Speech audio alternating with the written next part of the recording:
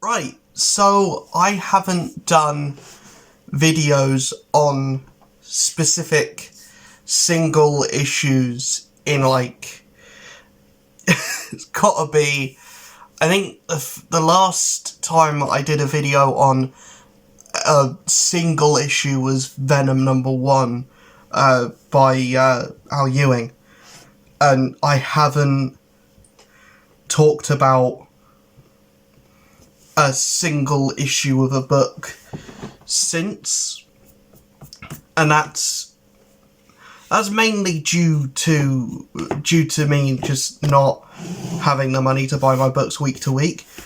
I prefer doing videos where I'll talk about the books that I read that week, but you know, the way things have worked out, that's not feasible at the moment. I would prefer to do like a stream, or either on the Friday or on like the Monday, where I talk about the books that I've read, kind of a la comic pop styley, how they do their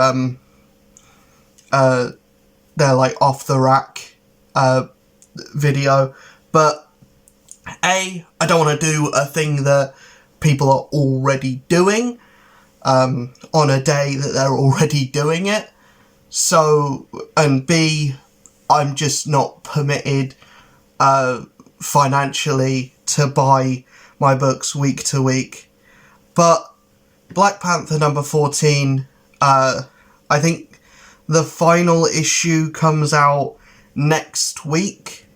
I think, I'm not entirely sure, but we have one more issue left of this run, and the reason why I want to talk about this issue on its own, not only because I just want to get in the habit of talking about single issues on their own, and I want to be able to fill that time, but also I just think this run has been really interesting so far, and this issue is like the quintessential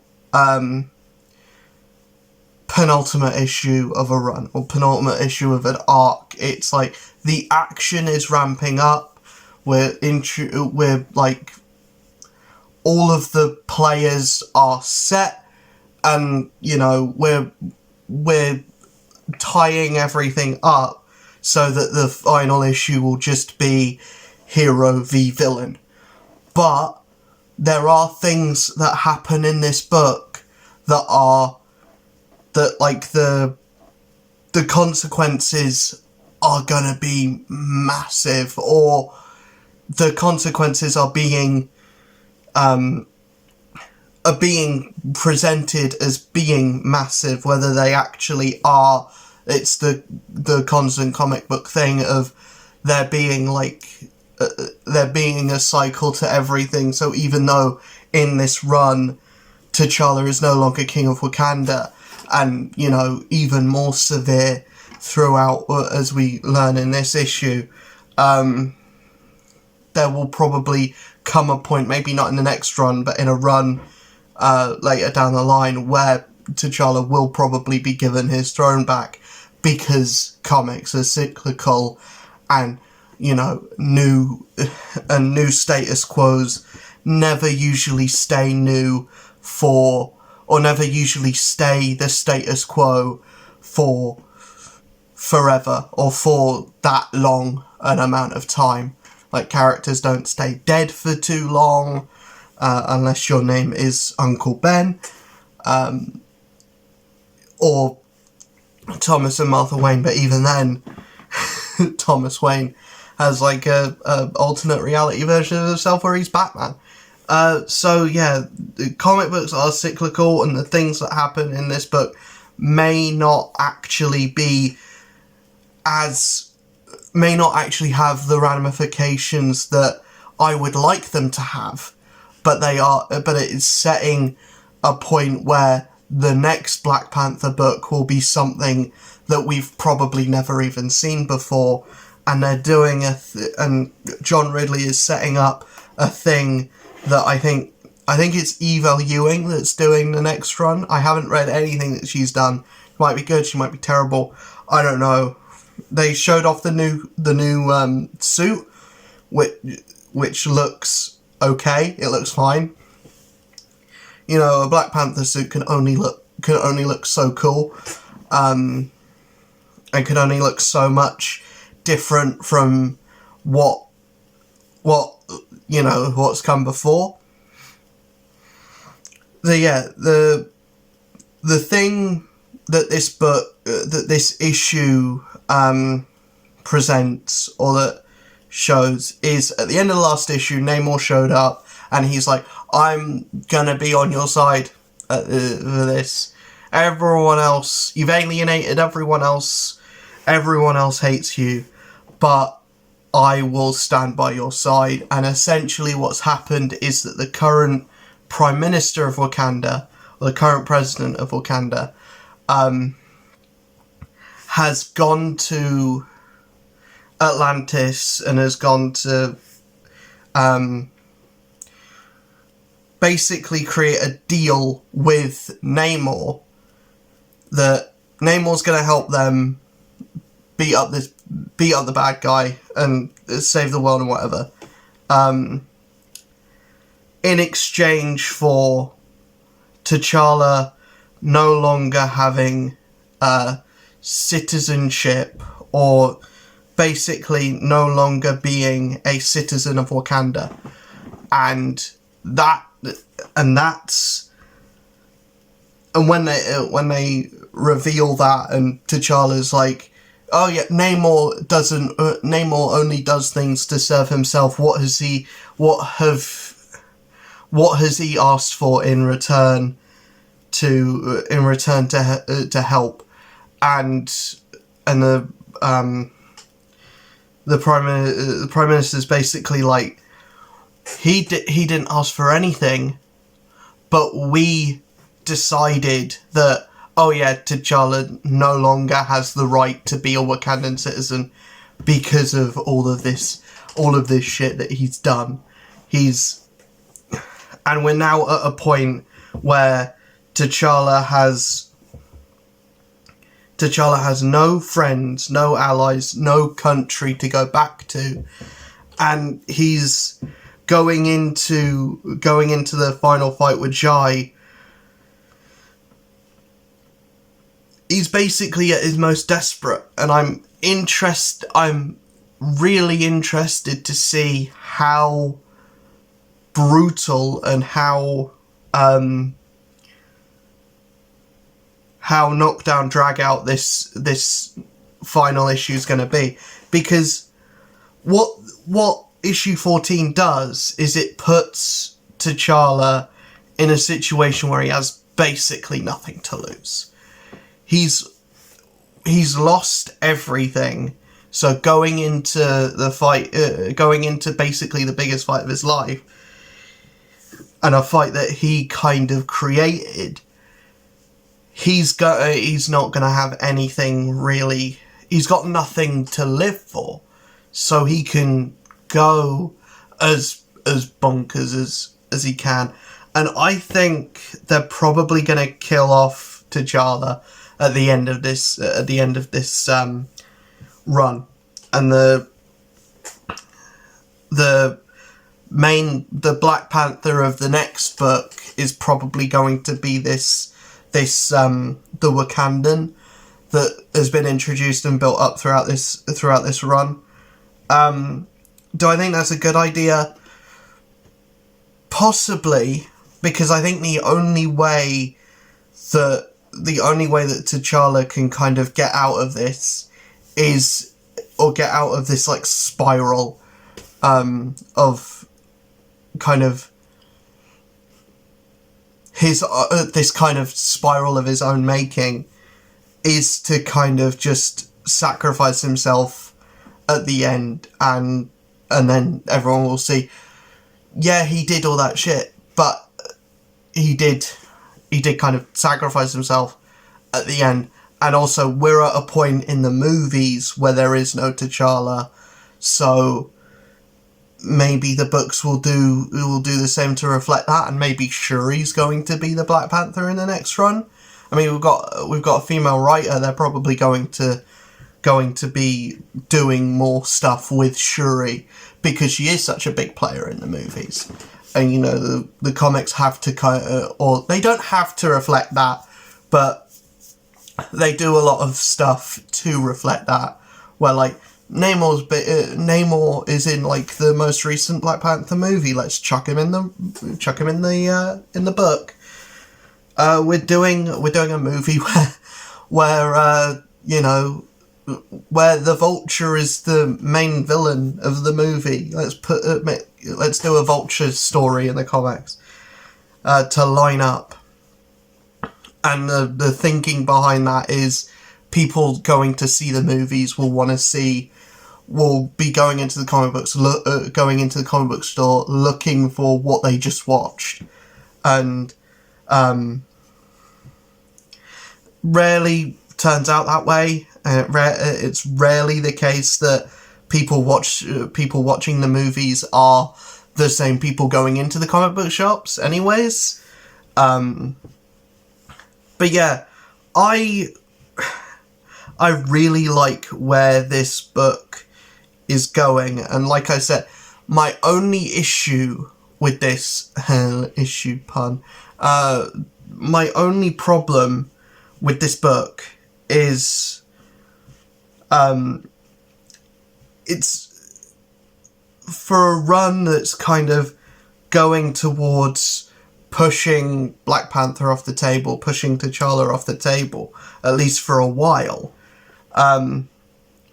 T'Challa's not really been a character. He's had a lot of stuff happen to him, but the book has so many characters in it that T'Challa's kind of lost in his own. He's lost in his own run, because like you have the Avengers that are a significant part of the book. You have this team that T'Challa's put together. You have the new Prime Minister who's got her own kind of thing going on. And then you introduce Namor in this issue as well. The supporting cast is so big that T'Challa's just kind of having stuff happen to him, and we're not having enough time spent on A, the supporting cast, and B, T'Challa himself. Especially after the first arc. We haven't had much, if any, time really spent with T'Challa, so we can't. And we're going into the final issue, which is going to be primarily fight. I just think the actual cast of the book is too big for what it is trying to be. It's too big. It feels like an Avengers book that just happens to have T'Challa be the primary character, as opposed to feeling like a Black Panther book.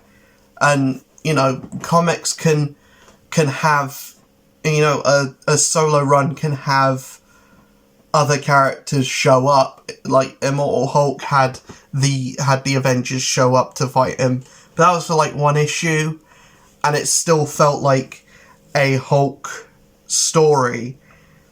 It is a Black Panther story, but T'Challa doesn't feel like he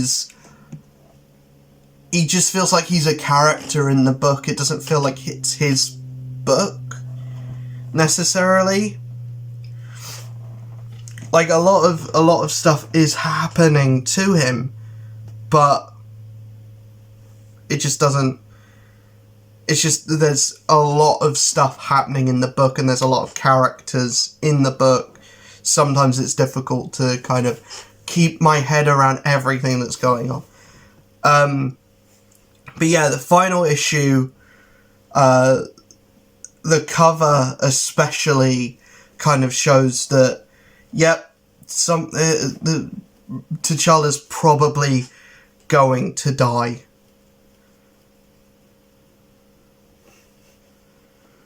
At the end of this issue, probably. And if that is the case, I'm more than intrigued to see where they go with the next run. And I really want to see how this book ends, because going into it, they're either going to push Black Panther to be a character that operates outside of Wakanda for at least a little while, or they're going to kill off T'Challa and have someone else take the reins for a while. And I think that's the smarter idea. Or we're going to have several Black Panthers, or, you know, the Black Panther mantle become something else, or something. I don't entirely know. I'm not going to try and predict what's going to happen in the next issue, but this one, and the book in general, has been interesting and has definitely played with the idea of, yeah, maybe T'Challa's not the greatest person in the world, and maybe he does need to kind of live with and maybe he does need to face some kind of, like, if, you know, when the king of a country then gets faced with the prospect of not being the king of that country and all their dirty secrets come out, they have to face the ramifications of that. And this is, like, the most extreme version of it, because, you know, the king of the country also happens to be a superhero as well. We're kind of seeing, you know, we're seeing T'Challa fuck up. We're seeing someone take T'Challa's ideals and twist them against him, which is a different kind of villain that we haven't seen before with Black Panther. At least I haven't seen it before with Black Panther. Maybe there has been a Black Panther villain that has done something similar to this. But, you know, I always find it cooler when books introduce new villains as opposed to using older villains that are already established, because a new villain can kind of introduce a new aspect to the hero. And I like it how it's being treated in this book. And I like everything that this book is doing. I like how it's a big story, it's a big spectacle, and like the good thing with having the Avengers be involved and having so many different characters be involved is it does feel epic. It does feel like it's a big story. It doesn't feel like it's like just something that's happening over there. Yes, there is a lot of stuff going on, and yes, it is just very messy and muddled, but it does feel big. It feels like the stakes are big. If not, like, T'Challa's gonna die, it's like T'Challa's life will be in a very different spot after this story, and it is going to change and have ramifications for the next Black Panther book. If not Black Panther books for, like, the next decade, it's going to have ramifications. It's going to really change the way Black Panther books are going to work going forward, because they're not going to be able to stay in Wakanda. They're going to have to go to New York, or they're going to have to, you know, Black Panther's going to have to be the superhero of a different country for a while. and we're going to be able to see Black Panther be in a different location, and I think that's really cool. But yeah, I really like what John Ridley's been doing, and I'm so excited to see what the next issue's going to be and how they're going to finish this run. Let me know in the comments below if you've been reading Black Panther, and let me know what you think of the book. I think it's really good. Let me know in the comments below what you think of the book. See you guys in the next video. Peace.